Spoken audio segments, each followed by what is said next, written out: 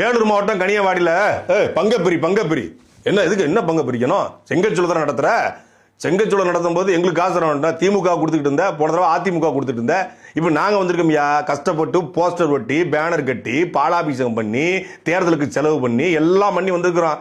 நீ ஏதாவது கொடுத்தாதான் நடக்க முடியும்னு சொல்லணும்னு நாங்கள் எதுக்கே உனக்கு கொடுக்கணும்? அதான் ஊழல் இல்லாத, கரப்ஷன் இல்லாத, ஜீரோ கரப்ஷன் கவர்மெண்ட் நடத்துறீங்கல்ல, எதுக்கு காசு கொடுன்னு சொல்லி அந்த செங்கச்சூளை நடத்தக்கூடியவர்களும் அந்த பகுதி மக்களும் தாவேக்காரண்ட தள்ளுமுள் ஏற்பட்டிருக்கு.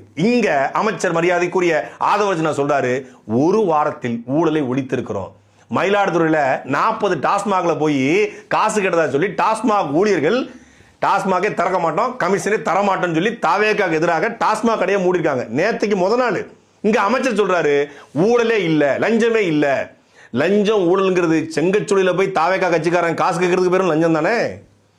டாஸ்மாக்ல போய் தாவேக்கா கட்சிக்காரன் காசு கேட்கறதுக்கு பேரும் லஞ்சம் தானே. இதெல்லாம் பொய் செய்தி கிடையாது.